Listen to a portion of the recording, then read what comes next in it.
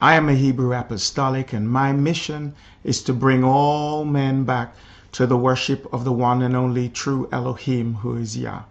It is also to stir up and wake up the Hebrews so that they would know who they are, why they're here, and do what they're here to do.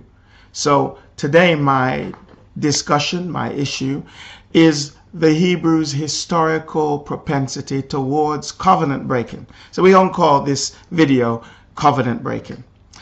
The story begins with Yah sending his people into Egypt, and they began to thrive. And then after a period of time, Pharaoh has God's people, and Elohim's people are free, but now they're made slaves.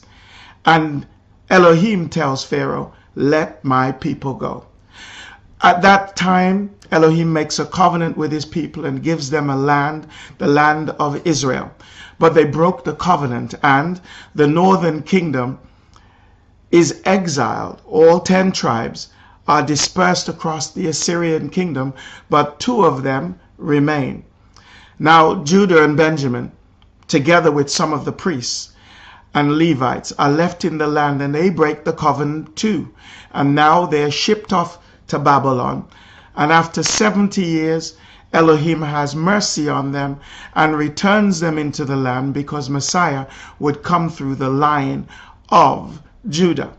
So now they're in the land, and they return, they renew the covenant, but again they become unfaithful to the agreement, so that after again sending prophets, Elohim decides to stop speaking to them for a whole 400 years.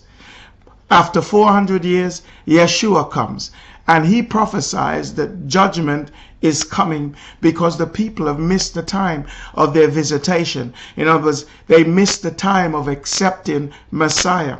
And as a result, we find that 70 years later, Vespasian and Titus ransacked the temple, kill over 500,000 Hebrews, and enslave the ones that they caught. But there are a group of people who remember the prophecy of Yeshua and run for the hills. Some of them go up into southern India, some of them go round towards East Africa, and some of them go round towards West Africa, and they end up in sub-Saharan Africa, set up kingdoms, set up tribes, set up peoples. But they came with their laws, with their engineering, with their military prowess, with all of their documentation and their habits, their culture, and they settled in Africa.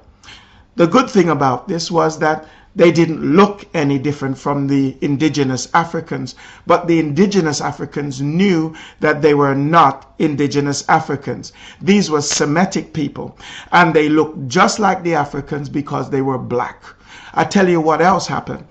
There was a confederacy, a discussion of some kind, because it's very weird that on the East Coast you don't get the Europeans going around there and enslaving the people, but rather the people of Islam seem to have taken dominance over the eastern coast of Africa, while the Europeans took authority over the western coast. They found us there, they found the people of Israel there, and they targeted them. You can find this on the 1647 map of the west coast of Africa. You'll see the kingdom of Judah on some of those maps. You'll see other tribes of Israel on some of those maps. And so what we have in that case is that there is a conspiracy that was devised against the people of Israel, and they targeted them, enslaved them, and before too long, oh, by the way, they settled in places like Ghana, Nigeria, Cameroon, Mali, and other nations. And when the slave ships arrived in the 1600s, they found that the Aboriginal people were willing to trade the children of Israel. These peoples, though they've escaped the Roman Empire, though they had settled in Africa, they would not escape the Europeans, who are a representation of the Greeks and the Romans, which were assigned by God to bring judgment upon them. The Hebrews are then themselves judged. Slavery is a part of the curse.